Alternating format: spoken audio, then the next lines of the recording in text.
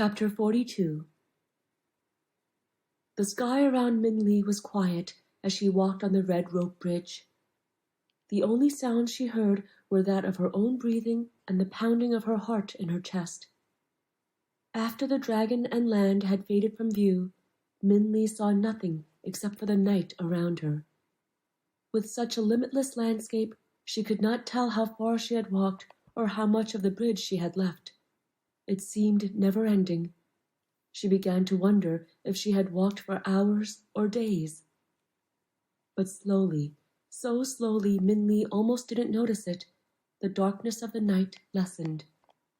With each step she took, the world around her became brighter.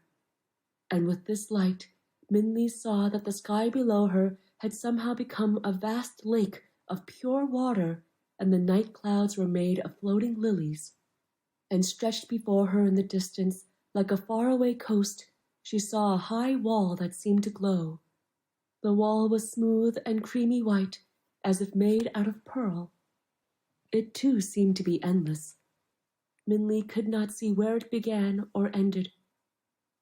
However, as Minli got closer, she saw a round opening in the wall just before her. And in that circular passageway, a white rabbit stood like a jade statue. It was only when Minli stepped off the bridge and the rabbit started toward her that Minli realized it was alive. "Welcome," the rabbit said. "You're a little late. Did you have trouble with the monkeys?" Minli was too astonished to speak. The rabbit looked extremely like the one painted on her blue rice bowl. She nodded with her mouth gaping. "Well, let's go," the rabbit said. "You're going to have to keep it short with the old man. He's very busy and he hates unnecessary talk." Minli followed the rabbit through the round opening, into a white courtyard and over a polished stone bridge that seemed to grow from the ground. As they passed over it, Minli saw the smooth water wave with gentle ripples and heard what sounded like faint drumming. To one side of her in the distance, standing out against the flat landscape, Minli saw the silhouette of a man cutting down a lone tree, his axe making a thumping rhythm. As he chopped, the branches of the tree shook. Leaves, blossoms, and seeds flew through the air and dropped into the water like raindrops. "Is that the old man of the moon?" Minli asked. "Him?" the rabbit said, following Minli's gaze. "Oh no, that's Wu Kang." "Why is he cutting down the tree?" Minli asked. It seemed a shame to her that the only tree on Never-Ending Mountain was being cut down. "Questions, questions," the rabbit said. "I should make you wait to ask the old man. But if you must know, Wu Kang tries to cut down that tree every night." "Every night?" Minli couldn't help asking. "Yes," the rabbit said. The Story of Wu Kang. Most thought Wu Kang was very lucky. His wife was beautiful and his children were healthy, and they all lived in a comfortable cottage on a farm in the country. His parents and elder brother lived with him, and his neighbors were faithful friends. But Wu Kang always wanted more. So when his crops thrived and flourished, he decided farming was not satisfying enough for him, and the day he reaped his successful harvest, he told his friends that he was leaving the countryside to move to town. "Why?" they asked him. "I want more," Wu Kang said. "But we are so happy here all together," they said. "It is not enough," Wu Kang said. So he packed up his possessions and sold his cottage, farm, and land. Then, with his wife, children, parents, and brother, he moved to town. It was crowded and inconvenient in the smaller house, but Wu Kang was able to apprentice himself to a furniture maker, and his family began to adapt to their cramped home. However, the day he was able to carve a chair from beechwood was the day he quit and decided to move to the city. "Why?" his parents asked him. "I want more," Wu Kang said. "But we are happy here together," they said. "It is not enough," Wu Kang said. So, with his wife and children walking behind him, Wu Kang left his parents and brother behind and moved to the city to search for something more.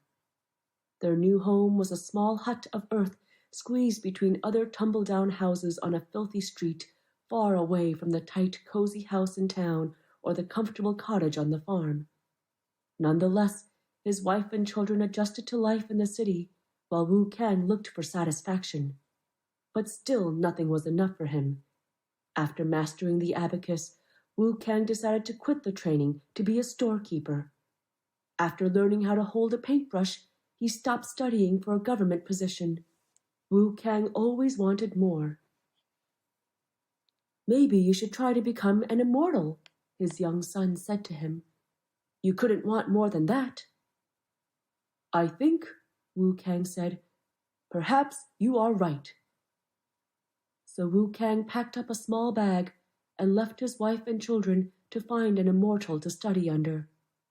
His heartbroken wife pleaded with him as he stepped out the door. "Don't leave," she said. "Here we are together." "It is not enough," Wu Kang said. Wu Kang searched and traveled long and far, and one night he found the Old Man of the Moon. "At last," Wu Kang said, "an immortal! Master, will you teach me?" The Old Man of the Moon preferred to decline, but Wu Kang insisted and begged. So, with misgivings, the old man agreed and brought Wu Kang to Never-Ending Mountain.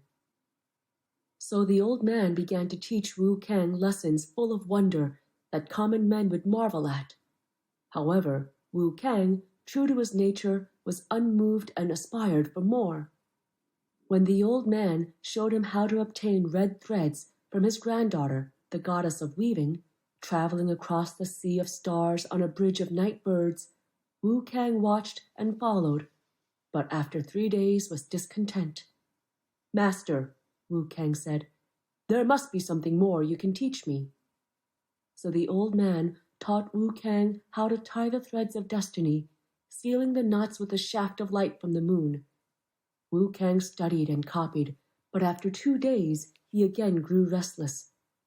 "Master," Wu Kang said, "I know you can teach me more." Hence, the old man took out the sacred Book of Fortune and began to teach Wu Kang how to read its text. But after 1 day, Wu Kang exclaimed, "There must be more than this." With that, the old man clapped the book shut. "Yes," the old man agreed, "there is." And without a word, the old man led Wu Kang to a barren area of Never-Ending Mountain. The old man knocked the ground with his walking stick, and from the rock a silver tree grew. As Wu Kang stared, the old man tied a string of destiny around him and the tree. "The only things for me to teach you," the old man said to Wu Kang as he handed him an axe, "are the lessons of contentment and patience. Only when you are able to cut this tree down will I know you have learned it." Wu Kang shrugged and began in earnest to chop down the tree. Little did he realize that with every cut the tree grew back, and every blow only scattered the seeds from the tree into the night sky lake. So every night Wu Kang cuts the tree. Tied by the string of destiny, he cannot leave it and is fated to chop until he learns his lesson, or until the end of time. Min Li walked silently after the rabbit finished the story, and for a while the only sounds were of the tree's flying seeds falling into the water. "Those seeds," Min Li said to herself, "they are really falling through the sky to the earth. They are the seeds that fall onto Moon Rain Village. It is Wu Kang's chopping that makes the strange moon rain. The flowering trees grow from the seeds from the tree on Never-Ending Mountain." But just then Min Li's thoughts were interrupted by the rabbit, which had stopped suddenly. "In there," the rabbit said, motioning toward a circular opening through a stone wall, "is the Old Man of the Moon.